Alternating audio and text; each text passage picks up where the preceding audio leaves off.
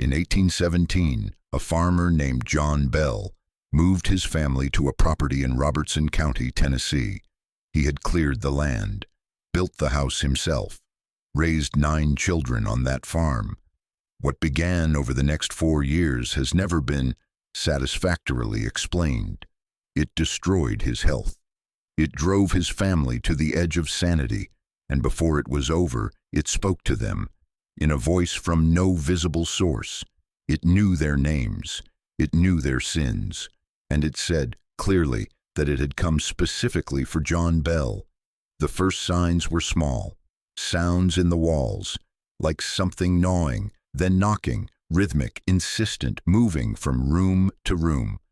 John Bell searched the house repeatedly. He found nothing. Then the sounds changed. Chains being dragged across the floor, stones hitting the exterior walls, a noise described by multiple family members as a large dog scratching, then lips smacking, then a voice, low and indistinct at first, that became clearer over months.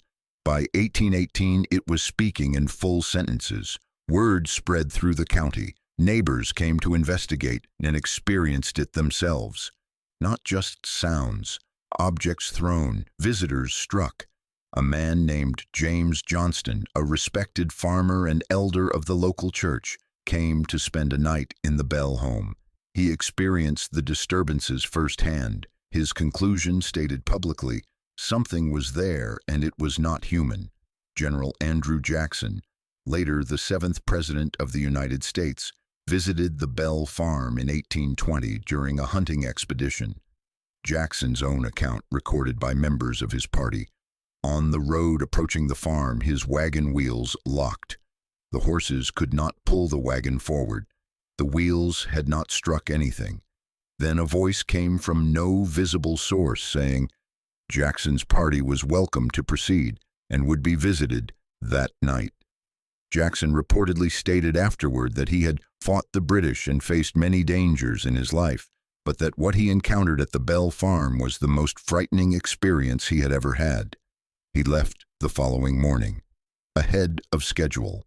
The voice demonstrated knowledge it should not have had. It quoted sermons delivered at churches miles away. On the same day they were given, before anyone had traveled to report them. It described events happening in other locations in real time. When a preacher named Reverend Fort came to investigate, the voice debated scripture with him for hours, accurately, in detail, matching a level of biblical scholarship that impressed the minister. Visiting investigators attempted to determine whether any family member was producing the voice. Multiple examinations were conducted, while family members were restrained, mouths covered or absent from the room. The voice continued. No source was ever located. John Bell died on December 20th, 1820. The morning after his death, a vial of dark liquid was found near his body. The family's doctor administered some to the farm cat. The cat died within hours. The voice was heard that morning, reportedly jubilant, singing, celebrating.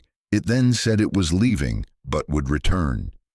In 1828, disturbances began again at the Bell farm, this time centered on John Bell Jr., who had remained on the property. They lasted 3 weeks, then stopped. The voice said it would return again in 107 years. In 1935, 107 years later, a descendant of the Bell family named Dr. Charles Bailey Bell published an account of renewed disturbances on the property. He did not stay long enough to record what happened next. There are physical records of the Bell witch haunting, journals, witness statements, correspondence, the account of Andrew Jackson's party, a book published in 1894 by a Bell family descendant, drawing on first-hand accounts collected within his lifetime. No investigator in any era has produced a satisfactory conventional explanation for what the Bell family and their neighbors described over 4 years on that Tennessee farm. The voice knew things it couldn't know. It caused physical harm that was witnessed by dozens. It targeted one man specifically, and when that man died, it said it was satisfied. What kind of thing does that? Leave it in the comments. I want to know what you think it was.